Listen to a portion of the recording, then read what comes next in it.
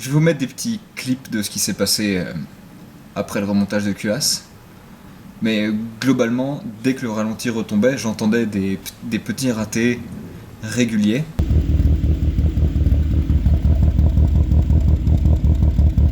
Elle démarrait au quart de tour, hein, pas de problème. Les compressions étaient bonnes, j'avais 10 bars partout. Mais il y avait toujours ces ratés d'allumage qui persistaient et qui étaient réguliers. J'ai fait un tour avec, j'ai conduit une fois avec. Ça marche, elle prend des tours, elle booste, il n'y a pas de problème.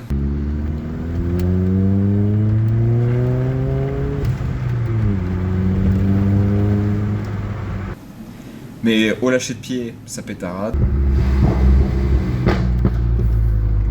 Au ralenti, raté d'allumage régulier. Et j'ai tout vérifié, la distrib, j'ai mis une lambda neuve, etc., etc., etc.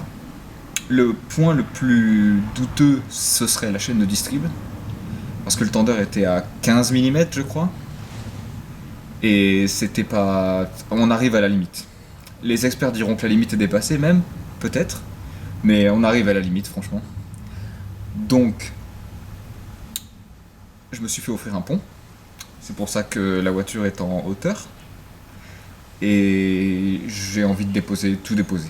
Tout déposer. Parce qu'en plus, le bloc est gras de partout, derrière, hein, parce que j'avais pas filmé ça pendant le joint de culasse. Tout est gras, tout. La crémaillère, le bloc, la boîte, le berceau. Donc je vais tout déposer. Donc, dans cet épisode, je dépose le bloc. Et je démonte tout. C'est déjà pas mal.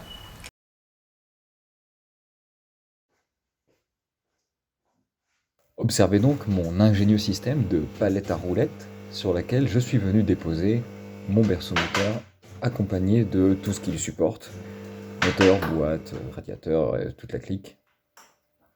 J'ai pu tester les résistances de divers fils et durites que j'avais oublié de déconnecter. Mais globalement, tout s'est bien passé sans accroc. Et vous pouvez observer que je fais rouler tout cela avec une aisance incomparable.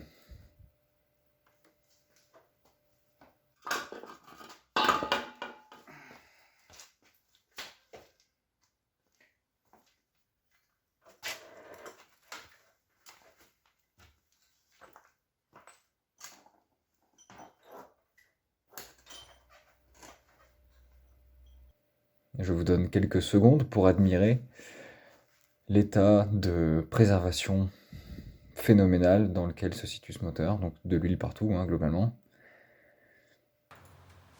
Le reste de cet épisode se constitue de bruit de cliquet et du son des vis qui se desserrent du premier coup d'une manière assez satisfaisante.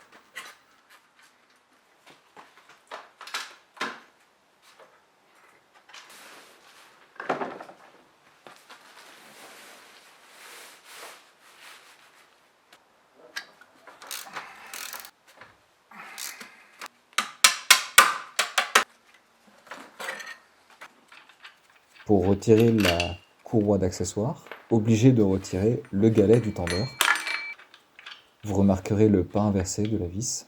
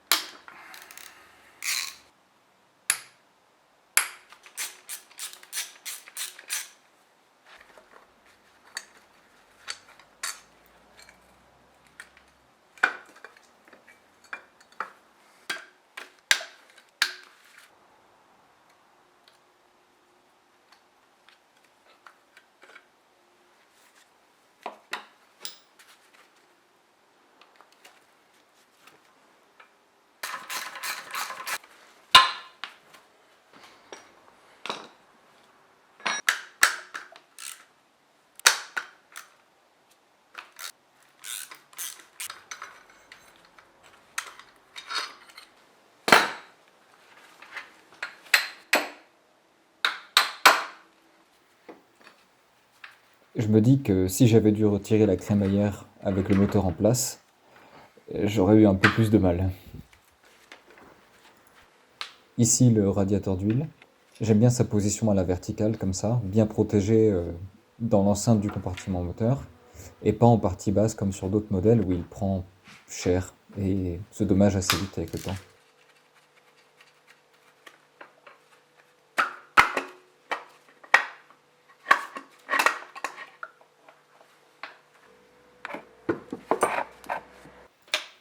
Avant de toucher à quoi que ce soit sur la boîte, j'enlève le bouchon de remplissage de l'huile de boîte avant de procéder au démontage des cardans.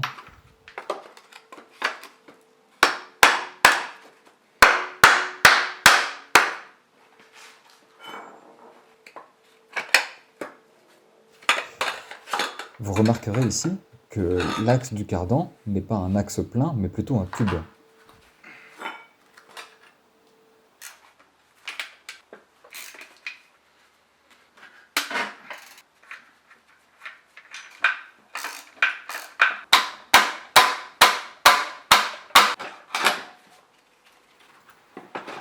Le fil qui pendouille avec un bout de scotch, c'est le fil du capteur de vitesse qui se trouve au niveau du différentiel sur la boîte.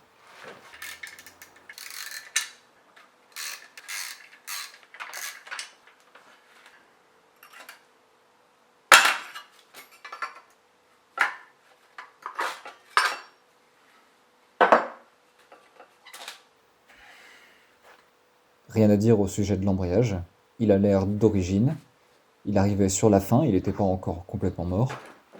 Et sachant que je ne connais pas le kilométrage exact de la voiture, je ne connais donc pas le kilométrage de cet embrayage.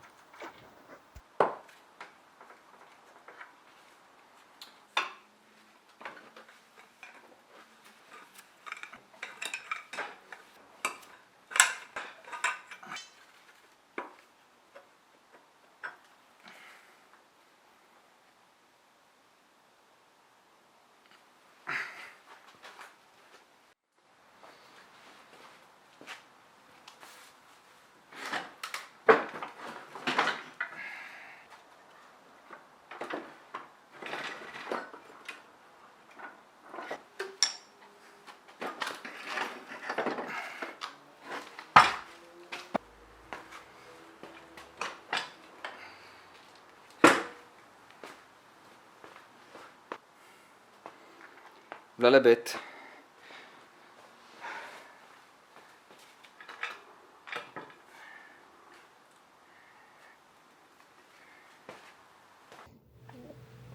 Quand on en arrive au chalumeau, c'est vraiment la solution de la dernière chance.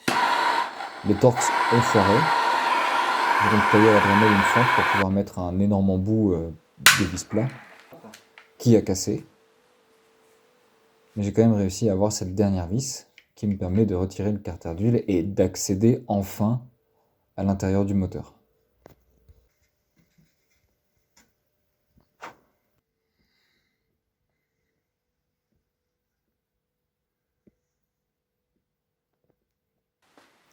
Pour ce qui est de la pompe à huile,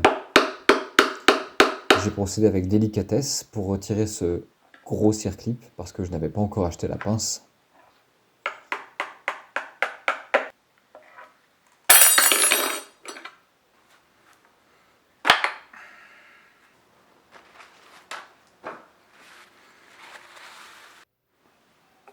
Et j'avais oublié une vis cachée sous le support du tendeur. Et heureusement, elle est venue du premier coup.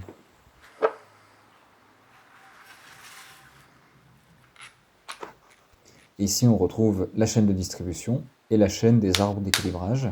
Donc celle que vous voyez au premier plan, c'est pour les arbres d'équilibrage. Et celle du fond qui pendouille jusqu'en bas à droite, c'est celle de distrib.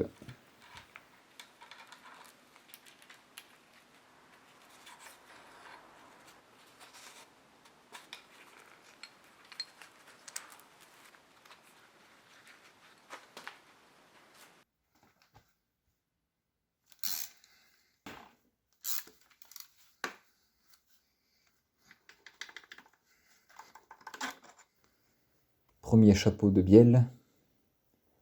Le coussinet a de l'usure, mais absolument rien d'anormal.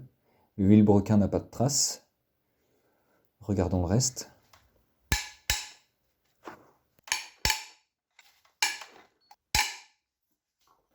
Et c'est après avoir entièrement dépouillé le bloc que j'ai su trouver l'astuce de retirer le tuyau de remplissage d'huile que vous voyez pendre sur le bloc. Absolument aucune trace sur chaque zone usinée du vilebrequin.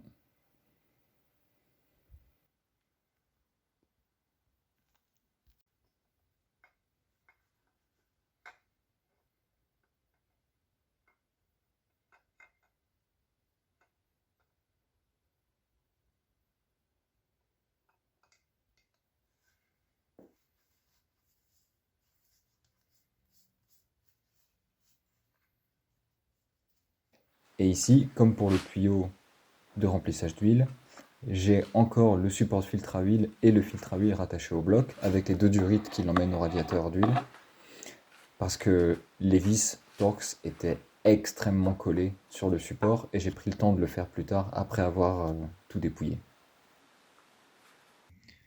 Et voici donc tous les coussinets de bielle et paliers de vilebrequin. Donc ils montrent tous une certaine usure. Donc ils ont vraiment l'air d'être d'origine. Mais après, il n'y a vraiment trop rien d'inquiétant, surtout vu ce qu'il y avait dans le carter d'huile. Le bloc part en rectification chez l'usineur.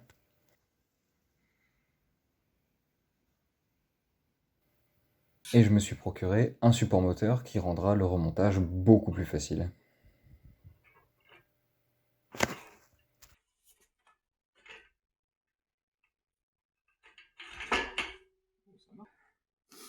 Terrible. C'est quand même plus pratique. Hein. Je voulais une petite rotation. Ah oui. Attends, chercher le manche. Il est là-bas. Ouh. Oh, ça passe tout. Ça passe au poil de Tu fion. l'as vu là, ça passe Ouais. Et on se retrouve très prochainement pour le Impeccable. nettoyage et le remontage de toutes les pièces du bloc. Ciao.